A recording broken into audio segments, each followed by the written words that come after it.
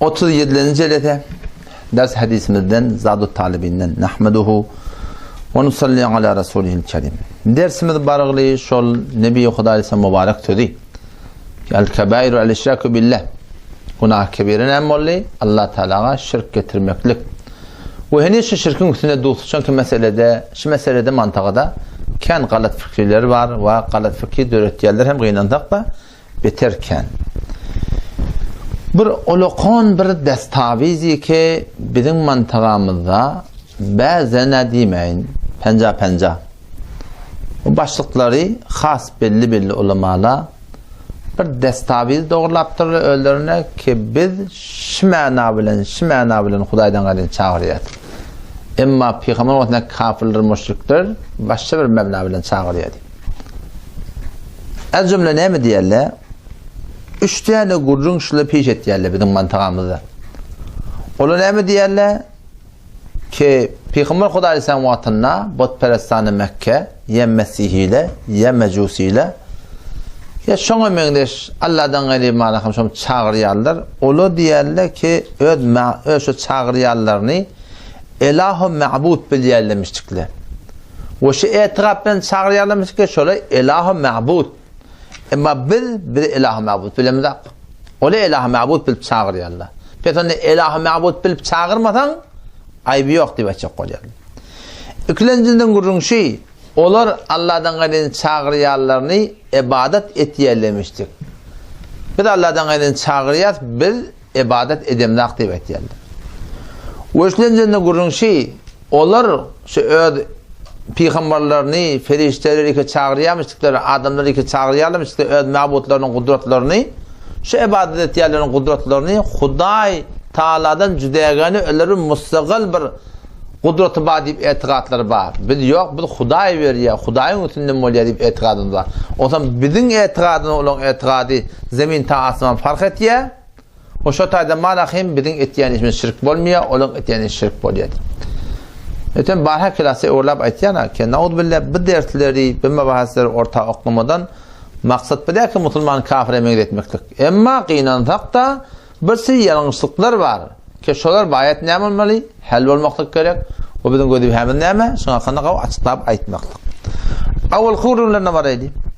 Awal gurunlar näme? Ki biz Allah'dan gaýry çağırýar, on elahu ma'bud bilemda. Birini elahu ma'bud bil çağırmadan, Hudaý berýär diýip çağırsan, ibadet etmesen petana aýby ýok diýip etdi. Şeýle bir öksanak sorag men ikisini Kur'andan we birini Hanefi mezhep mufakyndan inşallah şey üççelerde men peş edeýin. Taş mesele açıklantan kişilerin şu fikri, tefekkürü aslen doğru. Awal kurun näme bula diýerler ki bir ilah ma'bud bilmeli. Taş şu mesele şoňa şirk diýip aýdylsyn.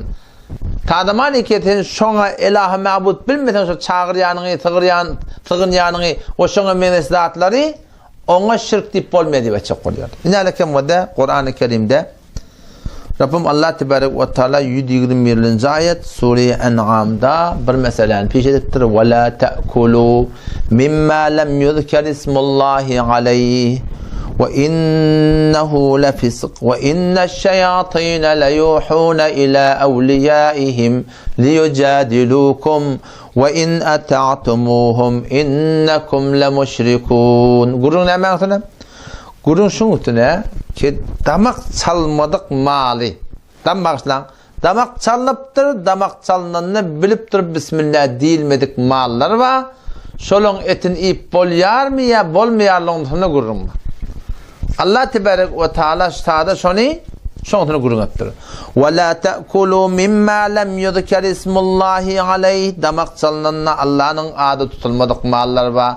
Olordan iman ve innehu lefizq beşek şeyde at tutulman var rahim aylan damak yani öldürülen maldan ol bir günahkarçılık ve inneşşeyatîne leyuhûne ilâ evliyaihim liyujadilukum şeytanlar insanın şeytanları cinin şeytanları gelip ödeyen şoför etyen adamlara yok vetöteleri şöbheleri oklap qaraz barahim şanqını vurusturacak qol zayetecek başına şu meselen barahim bir irad yok dip barahim şoforum Celbe verecek olup başına gay Allah Teala ne mi diye?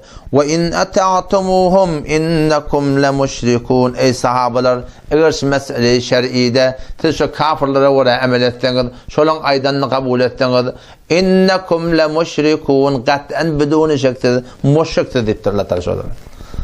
Ve dikkat o da işte hi deyip bolar mı sahabala Allah'dan gayrin ilah biliyor deyip bolar mı?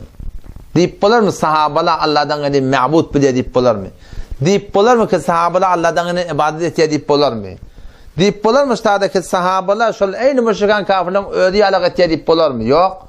Onu ne mi deyip şu meselede gelip de balakim Huday Tebarek ve Teala kişi damak çalınanla Allah Teala'nın adı tutulmadık mağallan eğer siz şolun kıyalak iyiseniz o şolun kıymadan doğru bilseniz o irad yok bilseniz Allah Tebarek ve Teala set derse size müşrik deyip duruşta da pes onunla hayti bir halal harami Allah Teala'nın mukabilinde şeriatın mukabilinde ütgedip de ödeyanın fetva vermektirin şeriatın tersine bir hükmü varahını kabul etmekliğin kişiler de doğru ettiği demeklik şuna ne mi diyorlar? Şuna şirki bokuda diyorlar.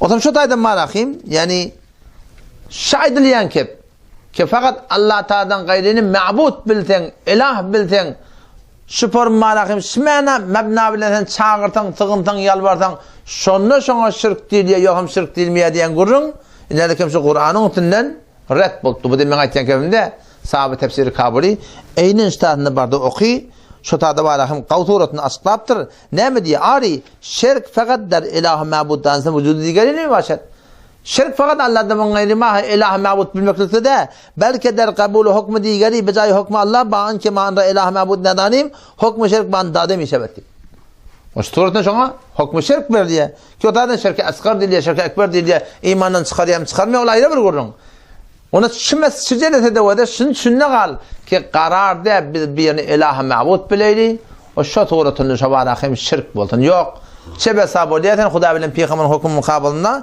başka bir hükmünü kabul ettirdin tenştada hüküm taydın sonra var hem durdun Huda Teala şirk getirip durdun ayette ilah bilin mi yok ma'bud bilin mi yok ama Huda Teala'nın hasatı hüküm vermeklik, halal etmeklik, haram etmeklik, doğru demeklik, eğri demeklik, tenşe mahluka verip durdun. Şuna ne mi diyorlar? Şirki bu Huda diyorlar. Volu inkeden sonra ilah-ı ma'bud bilmeden Müslüman doğun. O zaman şu taydan şahidilyen gurrun, şu meselen hakkında set derset yanlış. O çebesasın hakkında, mantığı Türk meselelerde kitap yazan takdir var. O men şu kitabı 5 okuyup çıktım. 5 okuyup da düşünmeyen çıktım. Çünkü hedefi metin usulüne var yazılan kitaptı. Çarçuğuna oraya yazılan kitaptı. Ustad Muhti Abdülaziz'e şu kitabı koydumda emin okudum bıgadri gaharim öyle kitabı okuyumda diye. Ne mi diyeyim? Nidek bariyarlık bildi. Ne mi diyeli bildi. Öğretkenlerine burada düdüptür. Şun marahın kalatana. Şun tana tavsiye çok başına koy. Halinki şeriat bir düdügülü burada Müslüman doğun. Allah tebarek ve teala tevfik versin. Vesselamu aleyküm ve rahmetullahi ve berekatuhu.